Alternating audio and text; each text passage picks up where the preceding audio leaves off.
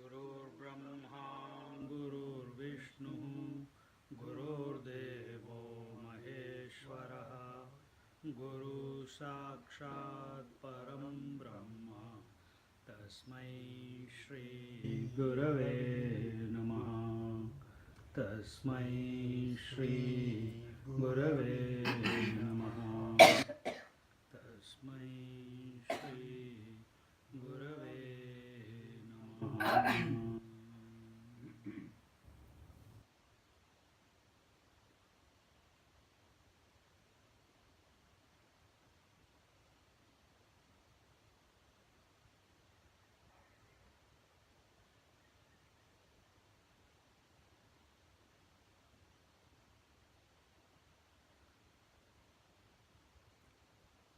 This foolish search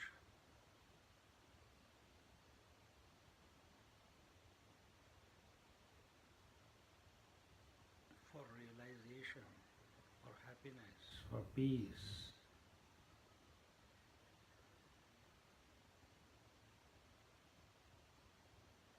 is because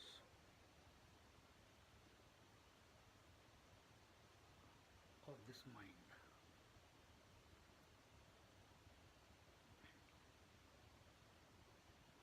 This mind is the culprit.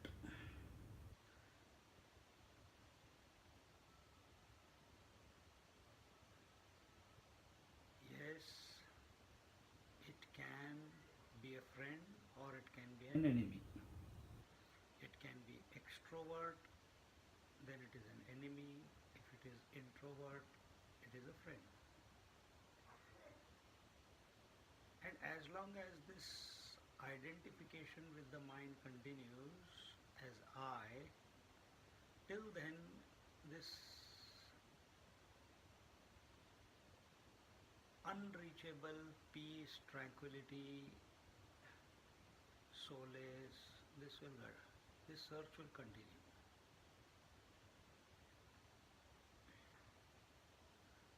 Mind is also wanting to reach there only. That is why it is pumping out all the thoughts, releasing all the desires. It wants to empty itself. But unfortunately, because of our identification with the mind, we keep collecting new thoughts, impressions, and store them in our subconscious memory, which this mind again at an opportune moment has to vomit out and release them.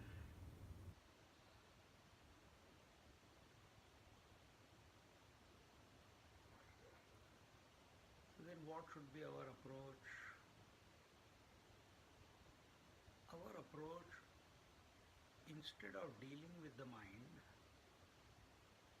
straight away,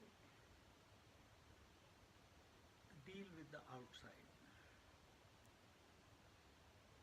That is why in our yoga shastra, the Ashtanga yoga, the first step is given yama.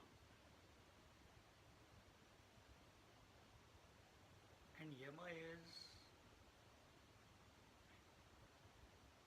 living such a lifestyle wherein you do not get disturbed by anything in this world or anyone in this world by their thought, word and deed, nor do you disturb the world by your thought, word and deed. Majority of the seekers, they fail to practice this first step and want to straight away jump into the mind, to control the mind, to direct the mind, to slow down the mind. It will never be possible. If we are feeling that we are meditating a lot all concepts are clear, but why is it not clicking? Why is it not happening? Why I am not abiding in myself? I understand everything. It's absolutely crystal clear. The reason is this first step. We have still given a status of reality to the world. And as long as this status of reality continues, till then, all the knowledge put together also will not be equal to the happiness that is your essential nature.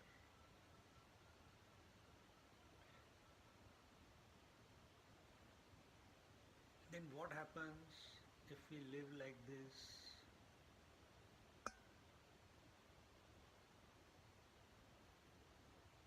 Undisturbed by the world, not disturbing the world. If we do this correctly, all the rest of the steps become null and void. Or they happen in a flash. Everything will happen. This disconnect between me and myself is only because of this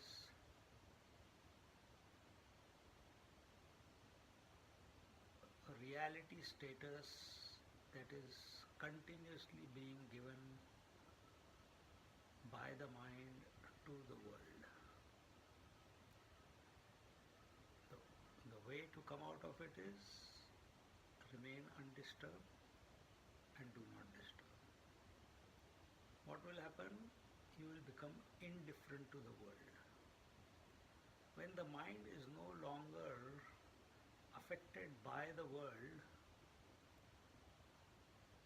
naturally less disturbance, less things to solve. Such a free mind, in it a new faculty develops, and this faculty allows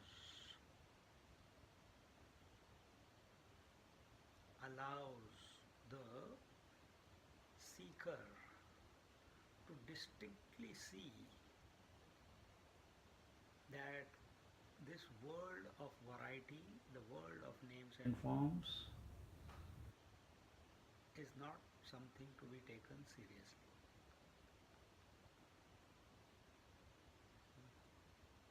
This will only come about as a result of your mind slowing down, mind getting dissolved, mind not involved in the world. By remaining in the world, if we want to bring this about while we are giving importance to the world, very difficult. And once this indifference towards the world is cultivated, the next stage is the seeker sees that the seer I am, that the seer and seen are separate, they are not one and the same. The hearer and the heard are separate, they are not one and the same. Right now, when I say I am hearing, I am seeing, I am thinking, I am experiencing, we feel we are the experiencer, we are the seer, we are the hearer, we are the thinker.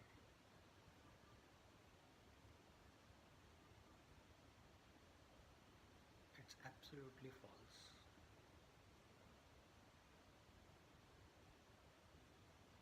And this disconnect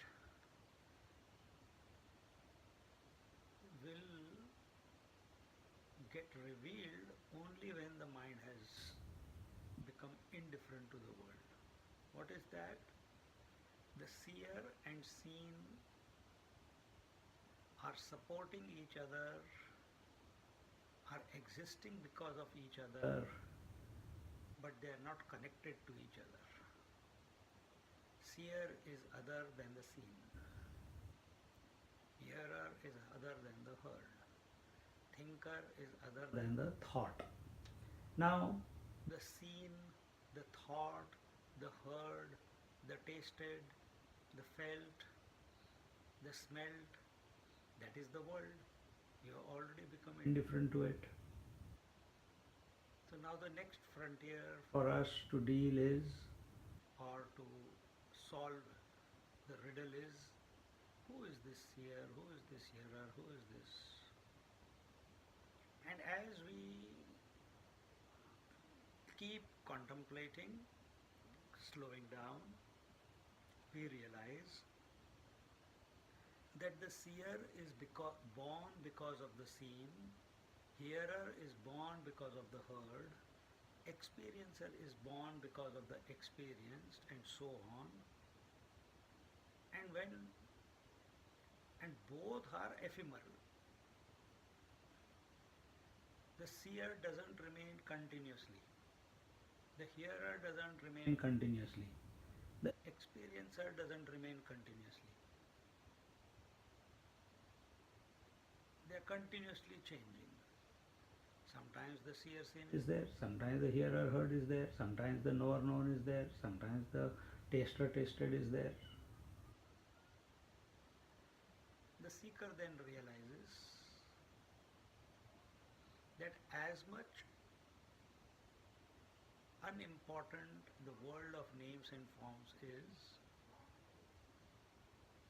equally this seer, heard, experiencer, seer, hearer, experiencer, knower, all these erring personalities which are born on account of the object, they are also unreal. Why they are unreal? Because they are continuously changing. But I don't feel that I am changing. At this stage, in your subtle contemplation, this realization will automatically come about that I am watching the seer come and go, the hearer come and go, the experiencer come and go. Your attention is not on the objective world of names and forms. Now your attention is on these Gaunatma. Your attention is on these roles that are coming up, these erring personalities. And you come to realize the truth about them, that they are also temporary. They also come and go. They are not permanent.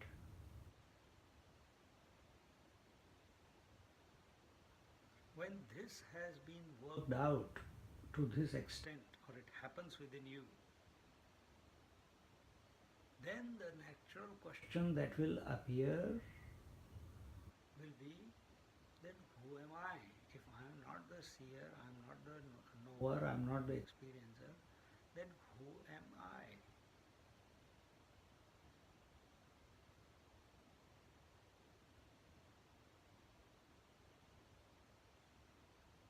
And there is no answer for this question. Don't look for an answer, because you are the answer. Don't look for an answer subjectively. Don't look for an answer in the mind. When this question naturally arises, at that very moment, abidance takes place. But if this question has come because of reading, listening, artificially it has come about, then the habit of answering the question has not gone yet.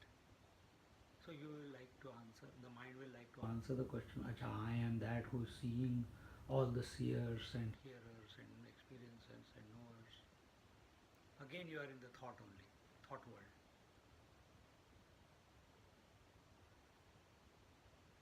Get in tune with the connotation what has been just told. Indifference to the world of names and forms includes the thought world.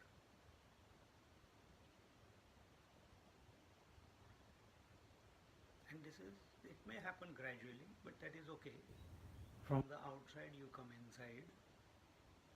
First you become indifferent to the world, then you become indifferent to the mind, then you become indifferent to the seer, hearer, toucher, taster, experiencer, etc. And when you have stopped giving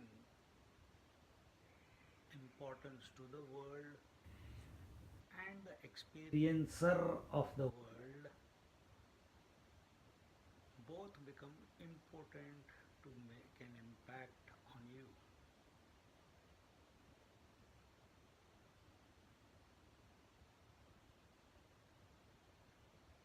All the thoughts are born because of this interaction between seer and the seen, knower and the known, the I thought and the that thought. When these two as if come together, a thought is created. We have come to realize that the I thought is other than the that thought. Aham vritti is other than idam vritti. But both are complementary to each other. I thought comes about only because there is that thought, and that thought cannot be without the I thought. It cannot exist in the absence of I thought. So we have become indifferent to the idam vritti, that thought. Now this I thought was taking various roles of seer, hearer, experiencer, knower. That plot also we have uncovered. We have understood that the I as the seer is born because of the idam vritti that is seen. I as the hearer is complementary, existing simultaneously with the idam vritti called the heard. This has become crystal clear. It has become evident that both are complementary to each other, and the quality of the I thought is of the nature of consciousness. The quality of the idam vritti is that of inertia, inertness.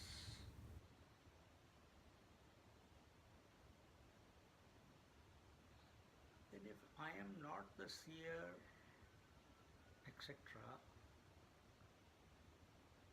once we had dissolved all these personalities through discrimination, because our attention is not on the thought, our attention is on the pure consciousness, then this question arises, then who am I?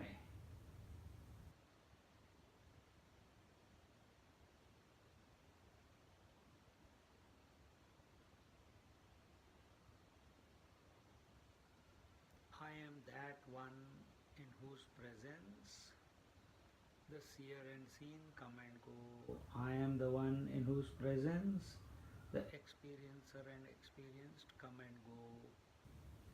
I am the one in whose presence all the aham vrittis and the idam vrittis come and go.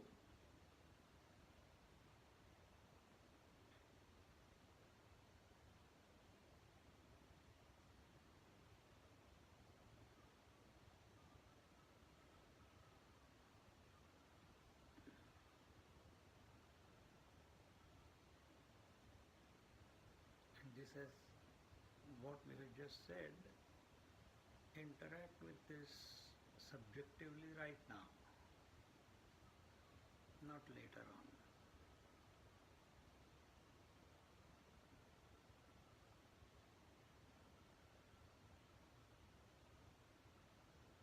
I am that. As long as this thought is there, I am that, you are not that. When we have dissolved the mind, which is a continuous interaction between aham vritti and idam vritti, then there will be no answer to the question, who am I?